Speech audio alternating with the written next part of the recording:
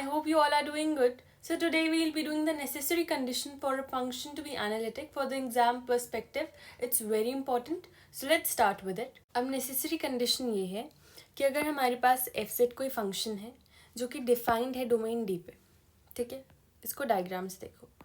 f(z) कोई function है जो कि इस डोमेन पे डिफाइंड है और हमने बोला कि ये f(z) जो है ये पूरी डोमेन में क्या है, एनालिटिक है. अब अगर ये पूरी डोमेन पे एनालिटिक है तो इससे आपको दो चीज़ें याद रखनी है.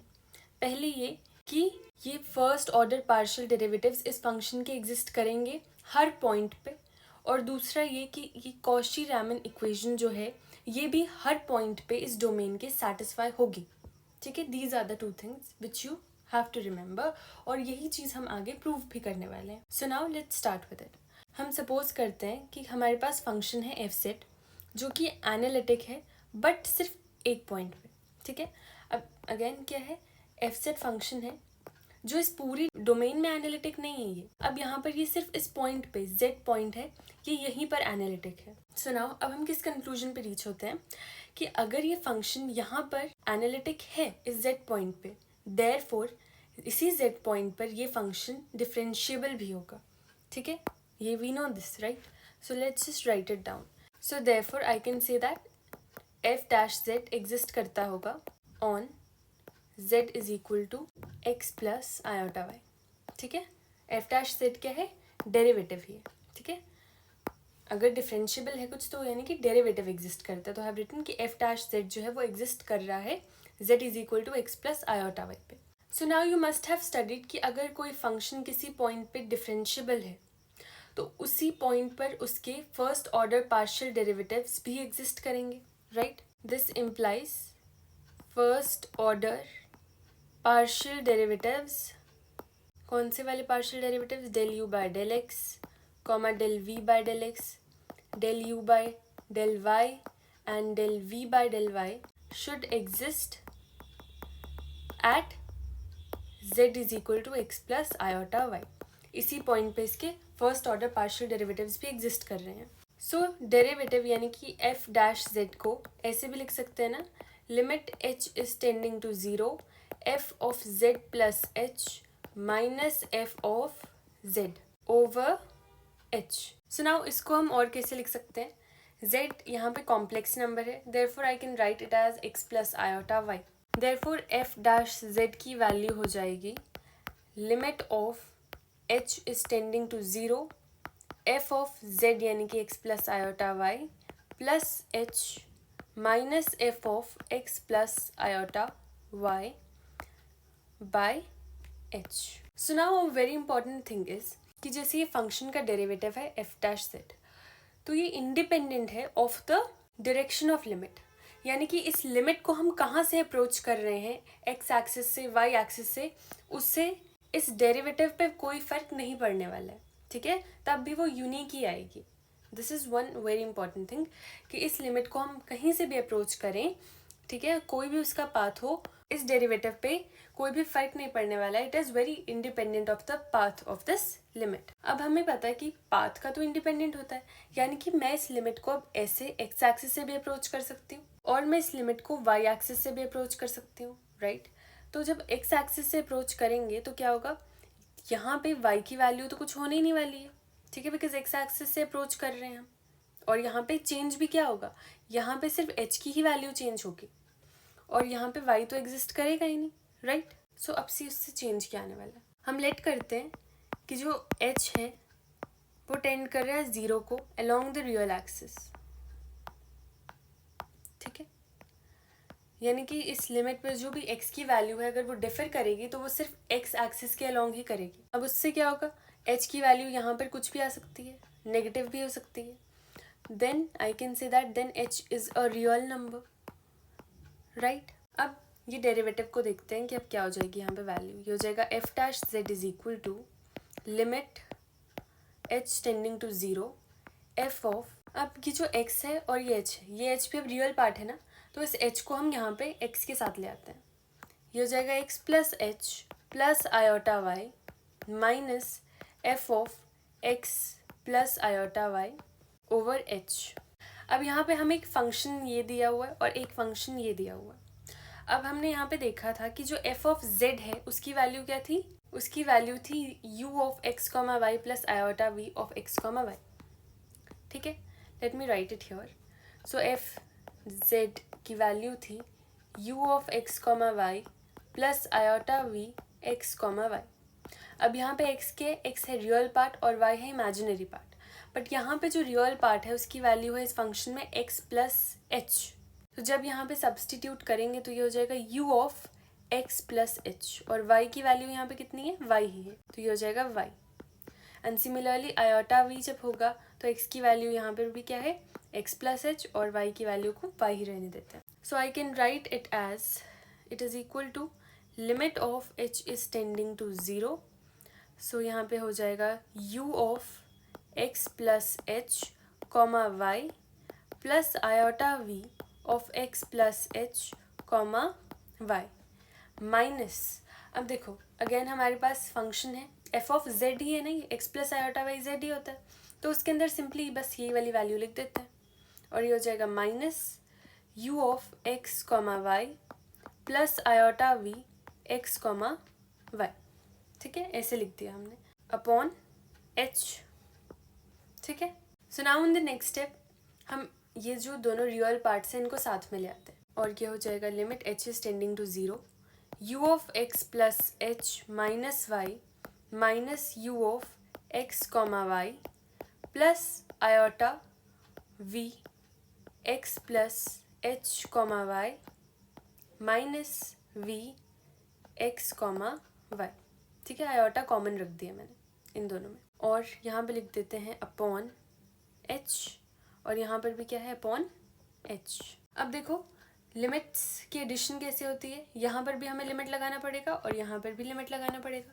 तो यहाँ पे हो जाएगा limit of h is tending to 0 u of x plus H comma Y minus u of x comma y over h. और देखो यहाँ पे क्या होगा, जो आयोटा है उसको तो डिफ्रेंशिएट नहीं कर सकते हैं ना, तो उसको हम बाहर निकाल देंगे. ये हो जाएगा प्लस आयोटा, और यहाँ पे लगा देंगे अब limit h is tending to 0 v x plus h y minus v of x comma y upon h. So now we have got the value of the derivative which is del u by del x plus iota del v by del x. तो हमने किया ये है कि यहाँ पे जो function u है यानी कि ये वाला फंक्शन, इसको पार्शियली डिफ्रेंशिएट किया है विद रिस्पेक्ट टू x, और यहाँ पर जो v फंक्शन है उसे with respect to x differentiate किया है. With respect to x differentiate इन दोनों फंक्शंस को इसलिए किया है बिकॉज हमने लिया था कि अलोंग x एक्सिस ही चेंज हो रहा है वैल्यू. ठीक है, that is why we have taken del x यहाँ पे. So I hope you have understood. अब नेक्स्ट हम मूव करते हैं इसका इमेजिनरी पार्ट पे. So we have the second part, let h is tending to 0 along the imaginary axis. Okay, और यहाँ पे लेट करते हैं कि जो h है उसकी वैल्यू ले लेते हैं हम आयोटा k. ठीक है, ये जो h की वैल्यू है यहाँ पे हमने ले लिया आयोटा k, और यहाँ पे जो x की वैल्यू हो जाएगी वो कितनी हो जाएगी, 0, बिकॉज यहाँ पे जो भी चेंज आ रहा है वो अलोंग y एक्सिस ही आ रहा है. ठीक है, और यहाँ पे जो k है it is a real number.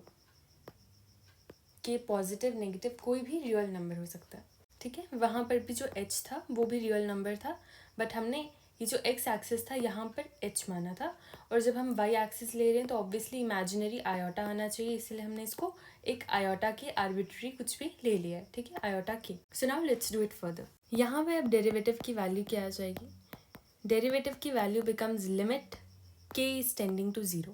So I can say that f x plus iota y plus iota k minus f of x plus iota y.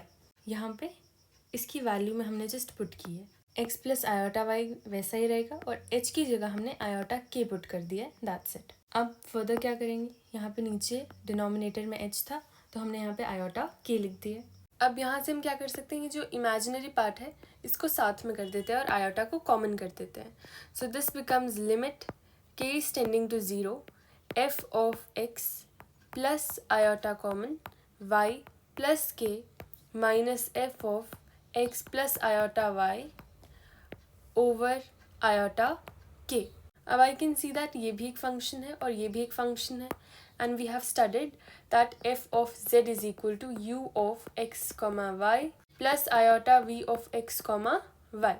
तो यहाँ पे x की वैल्यू क्या है, x यहाँ पे x ही है, और यहाँ पे y यानी कि इमेजिनरी पार्ट की वैल्यू क्या है इस फंक्शन में, y प्लस के.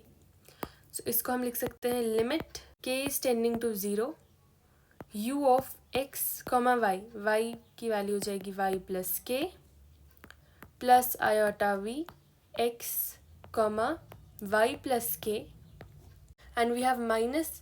अब ये भी एक फंक्शन दिख रहा है और इस फंक्शन में हम क्या करेंगे, ये एफ ऑफ जेड है और ये भी एफ ऑफ जेड है, तो सिंपली ये पूरी वैल्यू लिख देंगे विदाउट मेकिंग एनी चेंज. ये हो जाएगा u of x comma Y plus iota v x comma y over iota के. ठीक है.